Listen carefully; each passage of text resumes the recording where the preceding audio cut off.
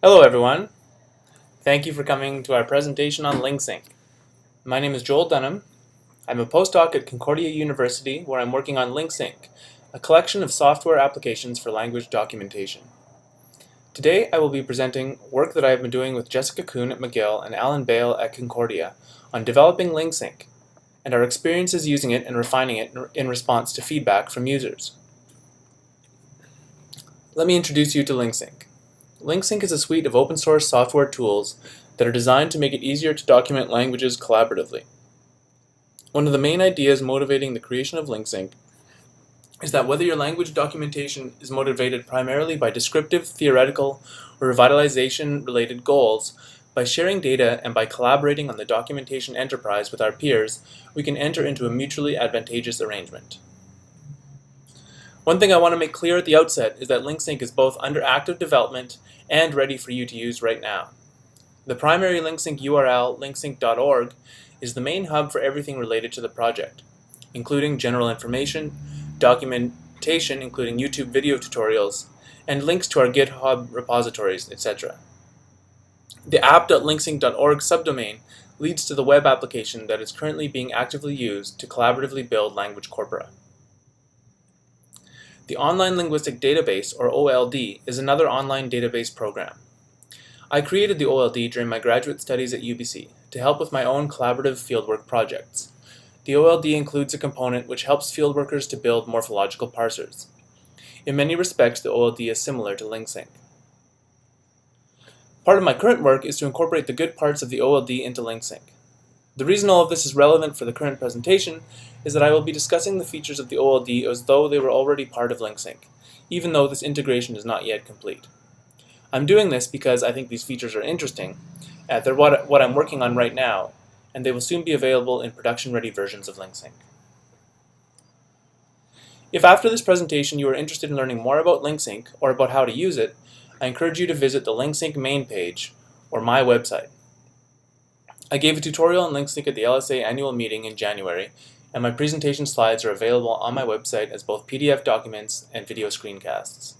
The video screencasts provide a thorough guide to using the in-production LingSync.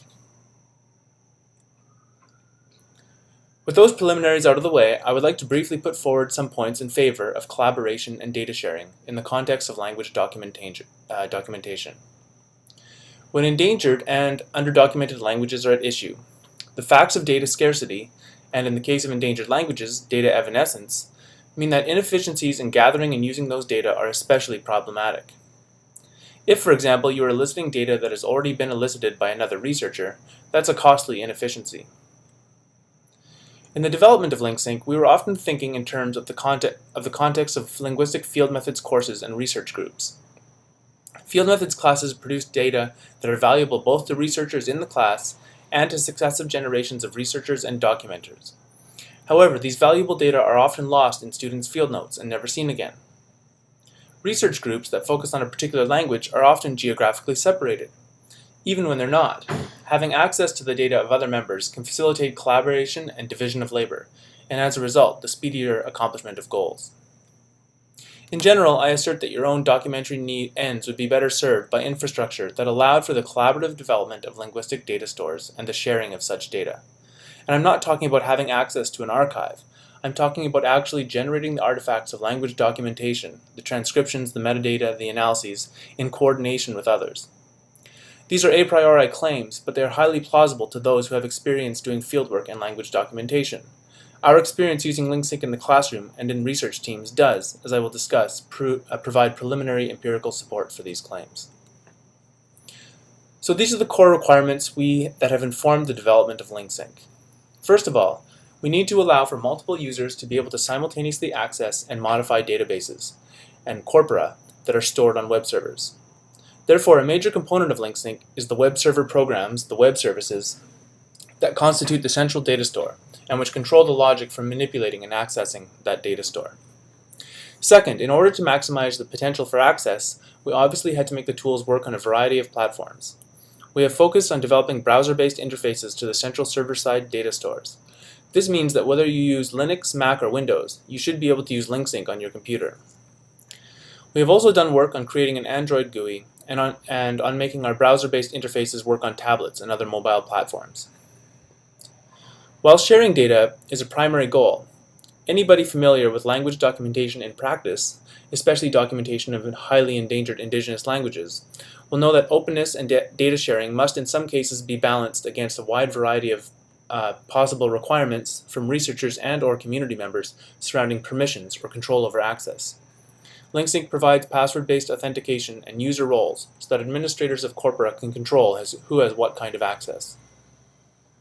Last but certainly not least, we need features specific to the language documentation and analysis tasks. I will elaborate presently on the linguistic-specific features that LingSync provides. We assert that there is a real need for the type of language documentation software represented by LingSync.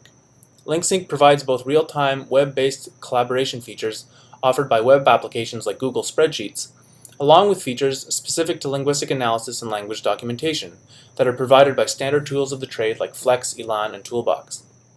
I by no means intend to disparage any of these other tools. I have used and been inspired by all of them, and others, and recognize their utility. The point here is that LingSync occupies a unique niche in providing both linguistics-specific features and features that support collaboration, data sharing, and programmatic data reuse. In fact, what we are aiming for is not competition with these other tools, but interoperability and complementarity with them. The topic of interoperability segs nicely into a discussion of LingSync's high-level architecture. We have opted to separate the application into two main types of component. Programs that run on web servers and expose standardized interfaces, that is, web services, and programs designed for user interaction which run in the browser or as a native application on a user's computer or mobile device.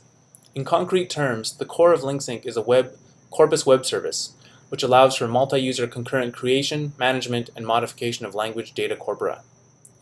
Language documenters then use a distinct graphical user interface program to interact with their corpora. The advantage of this type of design is its modularization. The self-contained web service lays the groundwork for reusability of data and functionality, since it may be accessed by any number of applications for any number of purposes.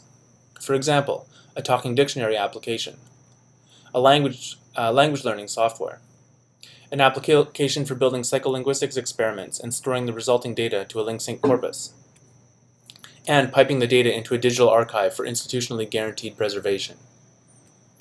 In the opposite direction, we can avoid feature creep while encouraging the practical use of existing software by creating web services for programs that help us to build morphological parsers and use them to automate the generation of representations of morphological analyses and automate the testing and evaluation of grammatical analyses. That needs to be fixed.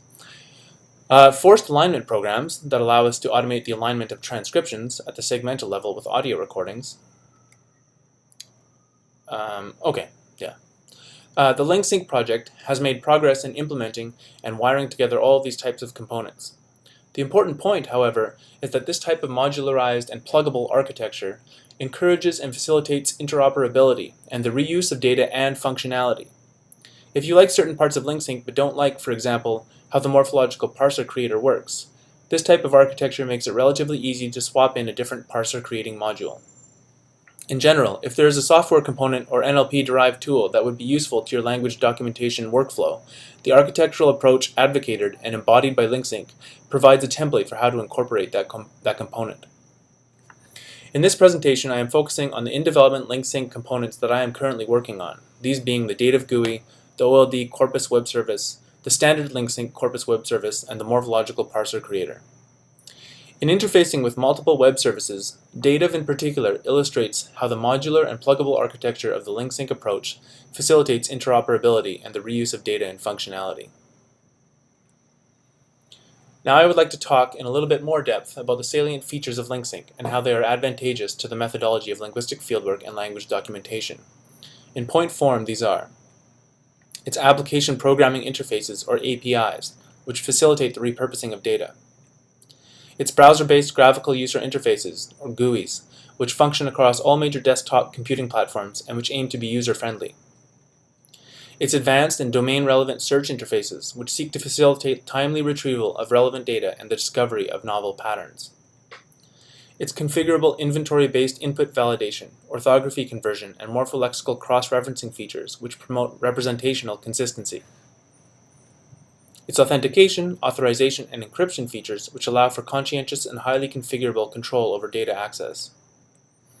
Its morphophonological model implementation features, which allow for the empirical testing of grammatical components and the creation of analyzers to automate and expedite various data creation tasks. Its audio-video integration and in-progress work which aims to assist in the parsing and alignment of audio and textual representations. Its import-export features, which further facilitate interoperability with other tools and representations. Trace? Mm-hmm. Keep going? Yeah.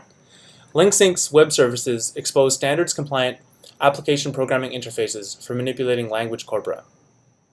We use RESTful patterns with data passed back and forth in JSON, JavaScript Object Notation format. If this is gobbledygook to you, it just means that it is very easy to programmatically extract your data from your LingSync corpus so that those data can be reused.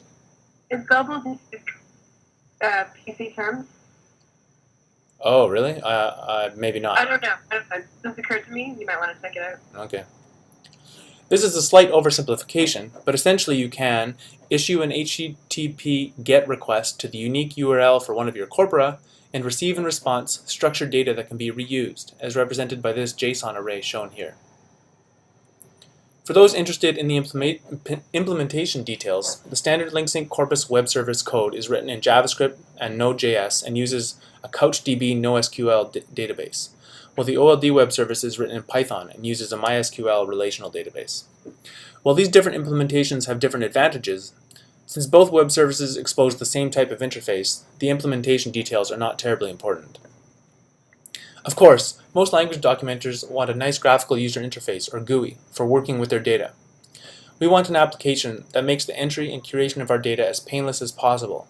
Maybe it could even be fun, and provides features and conveniences that help us with documentation-related tasks. Before demoing Dative, I would like to briefly extol the benefits of browser-based applications. These are applications that run in web browsers, that is Chrome, Firefox, Safari, and the like. One advantage is that you get cross-platform operability for free. Although there are some issues, modern browsers offer a relatively consistent development environment across Linux, Mac, and Windows operating systems, and there are well-tested and maintained patches to ensure cross-platform consistency. Another important point is that web technologies have matured rapidly in recent years, with the development of new standards like HTML5 and frameworks like Backbone and Angular, making it much easier to develop and test sophisticated applications written in HTML and JavaScript. Finally, since web applications have become so pervasive in recent years, and because of the high-level nature of the programming languages involved, it is relatively easy to find and or train new programmers who are sufficiently proficient with the relevant technologies. So Dative, as mentioned previously, is a program that interfaces with two LingSync web service backends, the core LingSync corpus web service and the online linguistic database web service that was developed primarily by me in my graduate work. As such, it exemplifies the modular and pluggable architecture advanced previously. Here I will give you a brief demo showing you what Dative looks like and what it can currently do. So I'm not going to really do this for you right now, Trace. Do it. Okay. How was your time? I don't know if I can do it without killing the recording. Okay, well why don't you just... So what I would do is I would show how you can choose new servers and create new ones and modify them, and then how you can log into different servers, and maybe how you can manage the permissions on a LingSync corpus, browse the data in a corpus, update and add new data, although I can't fully do that, and then how it has keyboard shortcuts for rapid navigation. Won't that take up the rest of the time? I don't know, how much time do I have? You only have 6 minutes left at most. Well, let's see. I think that's too long, yeah. Having effective search functionality in a language document... No, I mean, you should do that. I'm just saying. Keep going. Having effective search functionality in a language documentation application is important because it allows us to get the data that are relevant for a particular purpose quickly and accurately. This is especially true, in my experience, when it comes to finding data points that are relevant to a particular theoretical linguistic research question. But I would anticipate that an effective search interface over LingSync's digitally available datasets would be beneficial to developers of digital dictionaries and pedagogical software who may want to use the LingSync web services. In my work on the OLD, I developed 3 search-relevant functionalities, which will soon be given nice user-friendly interfaces and data. These are field-sensitive Boolean search with regular expressions, morphological search, and syntactic search. What I mean by field-sensitive Boolean search with regular expressions is illustrated in this series of slides. At the top, we see an example of a complex search expression that is understood by the OLD web service. This is an arbitrarily complex tree structure of conjoined, disjoint, and or negated filter expressions. It returns all forms that are sentences and are not ungrammatical and either contain the morpheme shape wa or contain approximate like gloss. As indicated here, these searches can make use of regular expressions. That's repetition, I shouldn't say that. Data will soon include a user-friendly GUI for creating these types of searches, including helpers for building complex regular expressions. By morphological search, I refer not just to being able to search for patterns in morphemic segmentations, glosses, and category sequences, but the ability to search for patterns in serialized representations of such morphological analyses. Consider the 3 tables shown here, each of which represents a Blackfoot morpheme. When morphological analyses are entered for forms, the OLD automatically generates the type of value represented in the bottom rows of all of these tables, a value that I call shape gloss category. Being able to search for patterns in this auto-generated value allows us to make precise searches that return forms containing a specific morpheme. The break clause category field would allow us to get all and only the forms containing morpheme 1, even when homophonous morphemes, for example morpheme 2, or synonymous or same glossed morphemes, for example morpheme 3, would otherwise make this impossible. The OLD also allows for syntactic or structural searches by implementing an interface to the tree compiling and tree searching program tgrep2. That is, it allows you to search for specific phrase structure patterns, which is useful for a variety of applications, assuming that at least some of your data points have trees specified. The more consistent a language corpus is, the more effectively it can be searched and used in general. LingSync will soon... At this point, you would have run out of time. Oh, really? Okay. So you've got 3 minutes left, so that you would take that long for showing off data. So just take note of where you're at. Are you at 56 with 151 slides? They stop at 70 something, I think. So keep going and let's just see how long it is, just so you know. The more consistent a language corpus is, the more effectively it can be searched and used in general. LingSync will soon incorporate the following consistency promoting features, which have already been implemented in the OLD. Configurable inventory-based input validation, configurable orthography conversion, visual feedback, and visual feedback on the lexical consistency of user-specified morphological analyses. Configurable input validation means that users can specify inventories of characters and character sequences that define the possibility space of various fields. In this way, you can circumscribe possible orthographic, phonetic, or phonemic transcriptions and ensure that users are entering the appropriate characters, and not, say, some superficially similar but incorrect Unicode character. Configurable orthography conversion means allowing users to specify multiple interaction orthographies and a single storage orthography, so that different users can interact with the data using different orthographies while still having old data consistently stored in a single orthography underlyingly. This is useful for low-resource languages fieldwork contexts, where it is not uncommon for multiple orthographic conventions to coexist.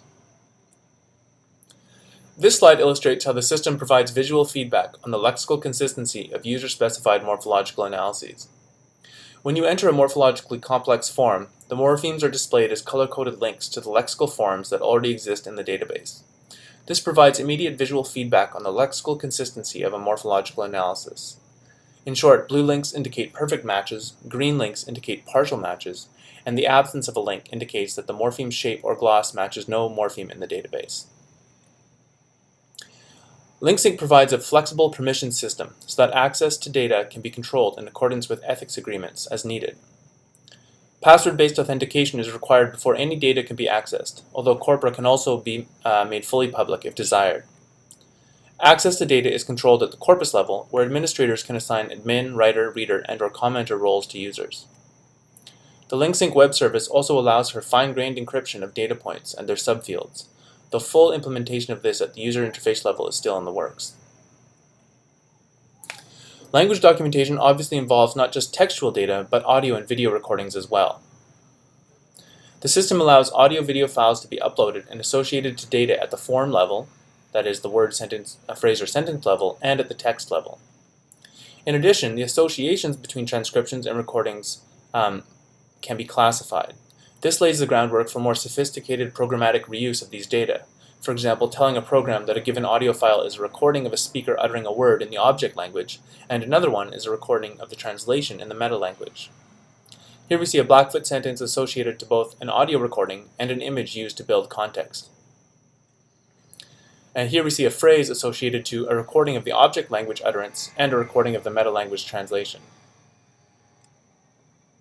We are also working on creating a web service wrapper for the Prosody Lab Aligner forced alignment program developed at McGill. This will assist non-technical users in constructing programs to automate the alignment of audio-video recordings and their associated transcriptions.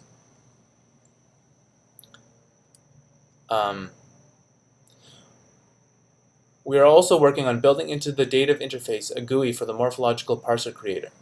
This will allow users to build any number of morphological parsers using the data in their collaboratively created corpora.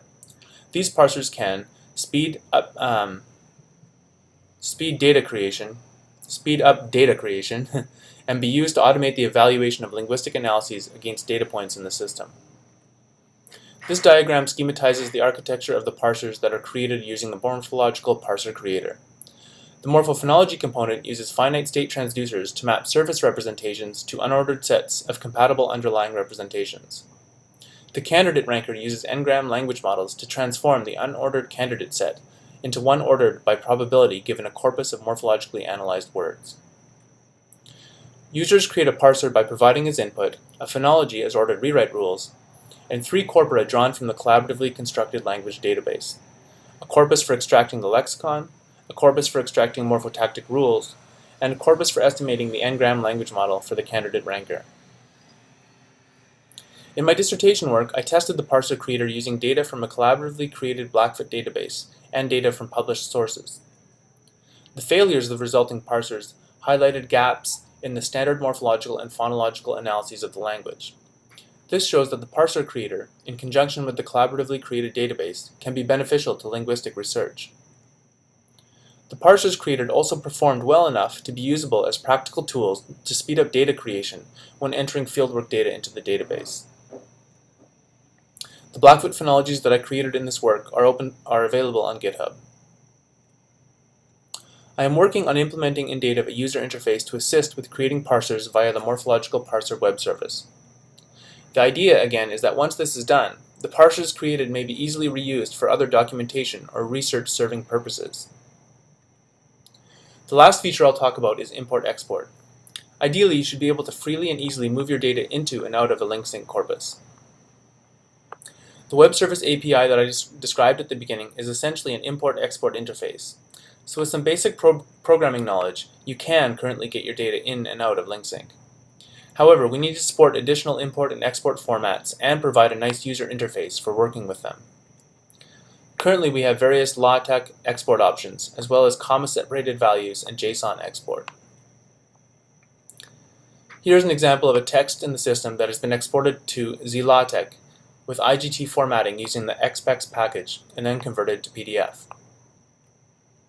In the future, we plan to support additional import-export formats for a number of purposes, creating archive-quality lossless exports, making interoperability with other tools easier, and allowing for easier use of the data in drafts of text collections, research papers, pedagogical materials, etc. To give you an idea of who is using LingSync, we've counted 9 field methods classes on a range of languages across 8 institutions. In terms of how many corpora have been created, we count 86 that are active, 32 with 100 or more documents, and about 50 different institutional affiliations. Since we respect the privacy of our users to the extent that we don't look into their metadata, we can't tell you which languages are being used in these corpora. If we include the online linguistic database in these usage counts, we see 9 additional languages with varying levels of usage. And that's pretty much as far as I've gotten.